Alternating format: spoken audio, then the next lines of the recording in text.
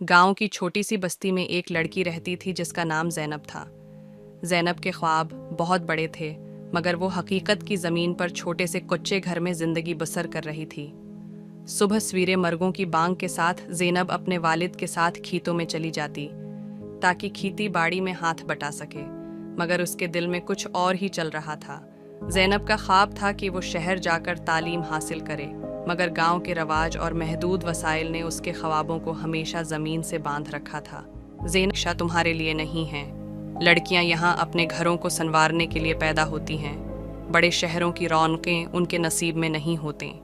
ज़ैनब चुपचाप माँ की बात सुनकर सोच में पड़ जाती, मगर अंदर से उसकी रूह बगावत पर आमादा रहती।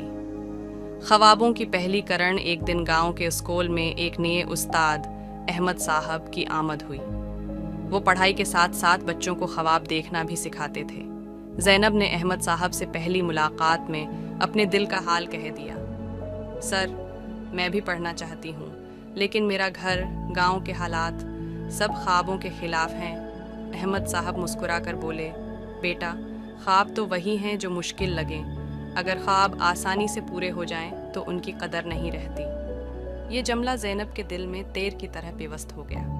वो समझ गई कि अगर ख्वाबों को पूरा करना है तो हिम्मत करनी होगी। मेहनत और आजमाइश ज़ैनब ने अपने वालिद से इजाज़त मांगी कि वो अहमद साहब से शाम के वक्त पढ़ाई करे। वालिद ने थोड़ी हचकचाहट के बाद इजाज़त दे दी। अब ज़ैनब सुबह खेतों में काम करती और शाम को किताबें लेकर अहमद साहब के पास जा बैठती। अहमद साहब की मेहनत और ज़ैनब की लगन ने कमाल कर दिखाया।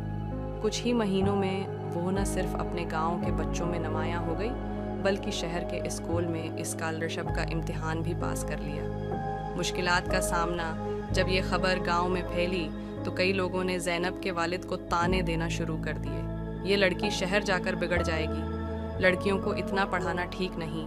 वालिद ने ज़ैनब से कहा, बेटी, शायद लोग ठीक कहते हैं। ज़ैनब ने बाप का हाथ थाम कर कहा, आबा, क्या आपको मुझ पर भरोसा नहीं? मैं कभी आपकी इज्जत पर आंच नहीं आने दूंगी। बाप को अपनी बेटी की आंखों में यकीन नजर आया।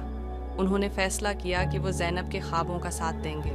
कामयाबी का लम्हा चंद साल बाद ज़ैनब ने शहर के बड़े कॉलेज से तालीम मुकम्मल की और उस्ताद बनकर वापस अपने गांव आ गई।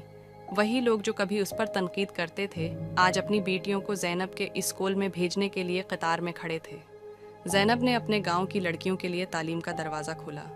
उसकी मेहनत ने साबित किया कि ख्वाबों का नगर सिर्फ शहरों में नहीं होता, वो हर जगह हो सकता है। बस हिम्मत और यकीन की ज़रूरत होती है।